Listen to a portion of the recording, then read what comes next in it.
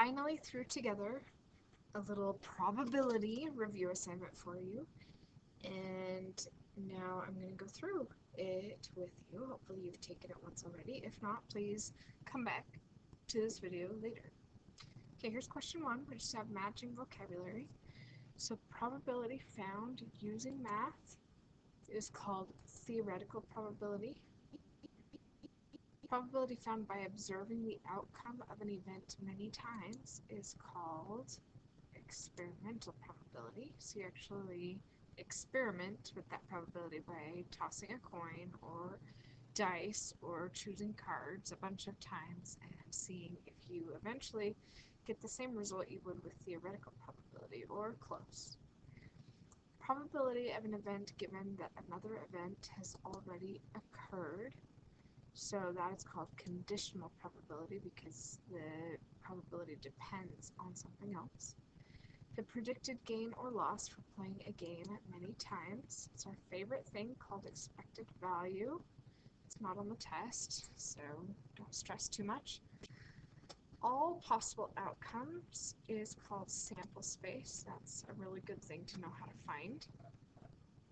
A particular outcome is called an event. Results of an event involving probability is called outcome. There it is. So the outcome of an event. Probability that an event does not occur is called an impossible event. And two events, oh wait, is that right or not? Probability that an event does not occur is called the complement of an event. So when we say we throw a die and we're not going to get a 6, that's the complement, right? Sorry about that mix-up. And then two events that cannot occur at the same time, that's the impossible event. And then the probability of one event does not affect the probability of another event. That means they are mutually exclusive. They're exclusive, they don't overlap. Each one is exclusive to itself. Alright, we're going to jump over to Smart Notebook and look at these other problems so that I can write stuff down while I go through them with you. What is the probability that a card from a standard deck of 52 cards is a face card? So a jack, a queen, or a king. So we have, in every standard deck of cards, we have 4 jacks, and we have 4 queens, and 4 kings. So altogether, that is 12 of our 52 cards that are face cards. You should always reduce if you can. So both of these numbers divide by 4, which would be 3/13. So this has a 3 out of 13 chance of happening. Next, what is the probability that a card from a standard deck of 52 cards is a diamond? So we have 13 hearts, 13 diamonds, 13 spades, 13 clubs, you know, etc. Anyway, all we care about is this right here. So 13 diamonds is 13 out of 52. Now both of those numbers divide by 13. So 13 goes into 13 once, and 13 goes into 52 4 times. So that would be a 1/4 probability of getting a diamond. What is the probability that a card from a standard deck of 52 cards is a face card that is a diamond? So remember how we have 13 diamonds. How many of those are face cards? Well, we have an ace, a 2, a 3, a 4, a 5, a 6, a 7, an 8, a 9, and a 10. And then we have a jack. And we have a queen. And we have a king. So that is a total of 3 in our entire deck of 52 that are face cards. So face card, that's a diamond. So 3 out of 52. Next, what is the probability that a card from a standard deck of 52 cards is a face card or a diamond, or both. So anytime we use the word or, it actually infers the both part. That's where if we had a Venn diagram, it would be everything in both circles, even though they overlap. So we would have to subtract out duplications, right? I'm going to show you a couple of different ways to do this one. So we can go ahead and use the probabilities we were just looking at on all of these previous questions. So we have the probability that something is a face card, that's 12 out of 52. Probability that it's a diamond is 13 out of 52. Probability that it's both is 3 out of 52. So we have 12 out of 52 face cards. We have 13 out of 52 diamonds. And we have 3 out of 52 that are both.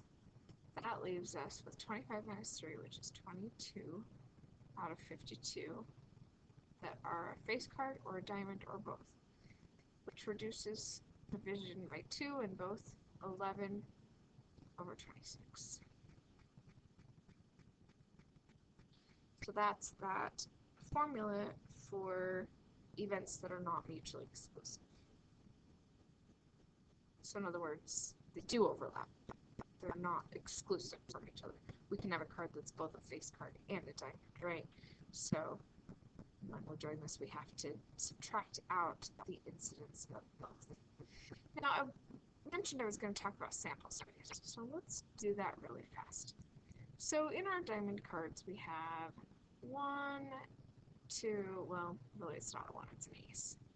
2, 3, 4, 5, 6, 7, 8, 9, 10, jack, king, queen, right?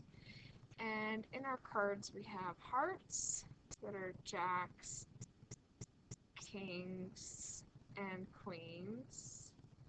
And we have spades that are jacks, kings, and queens. And we have clubs that are jacks, kings, and queens. So I'll just call this, I'm not fully drawing them. Thought I was going to go cutesy, but okay. So how many do we have total here? We have 1, 2, 3, 4, 5, 6, 7, 8, 9, 10, 11, 12, 13, 14, 15, 16, 17, 18, 19, 20, 21, 22. So see, we did our sample space. So this part right here was our diamond sample space.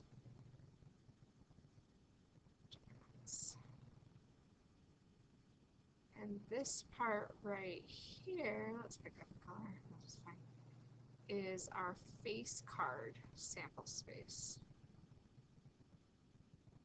And then when we put them together, that's when we counted up our 22 out of 52, right? Now the thing is, they have this overlap right here of these 3 cards. 3 cards would be counted in both groups. We have 13 diamonds, we have 12 face cards. 13 plus 12 is 25.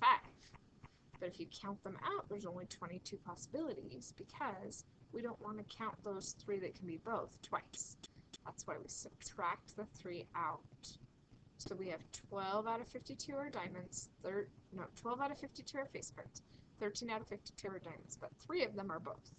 So that gives us 22 out of 52, or 26. I hope that makes sense with the sample space. I know a lot of people are getting confused with this process, so maybe if you draw out a sample space, it will help. Okay. Card is drawn from a standard deck of 52 cards. The card is noted and placed back into the deck. Another card is drawn and noted. What is the probability that both cards drawn are face cards? So we already said earlier the probability of face cards is 3 out of 13 because each color, there's 13 cards and there's 3 face cards in each one because that was like 12 face cards out of 52 in our deck, right? So that's where we got our 3 out of 13. So then it's put back into the deck. We still have 52 cards. We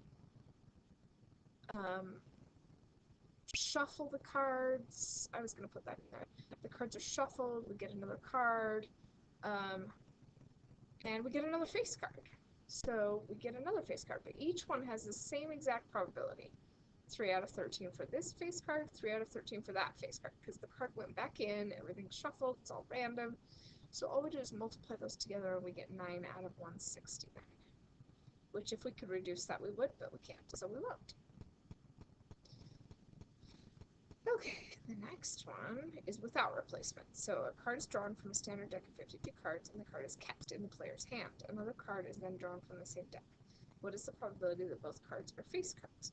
So this would be, we draw a card out of the 52, there's 12 out of 52 that are face cards, so that's a 3 out of 13 chance.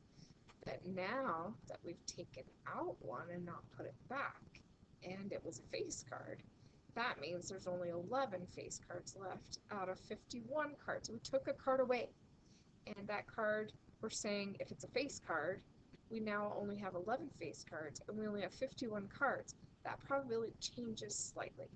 So that is 33 out of, we've got to multiply this together. It's a big number, I have it written down here, 663. So 13 times 51 is 663, and both of those are divisible by 3. So that can be reduced to 11 out of 221. So notice how this probability and this probability are different. I kind of want to see how different they are. So I'm going to compare decimals. 9 out of 169 is 0.05325. Okay, and then 11 divided by 221 is 0.04977, blah, blah, blah. Anyway, so both of them have about a 5% chance of happening. This one is a little bit greater, and this one's a little bit less because we took another card, we took a face card out already, which lowers our chances. Oh my gosh, I think because that's a 9 and that's a 7, we pretty much would just say that's 5%. So you can see how this is only barely a higher chance than that. The fractions are definitely different though, so since I wanted you to give me the fractions, I wanted those exact answers to show us that they are a little bit different. Okay, I hope this helped. Good luck on your test.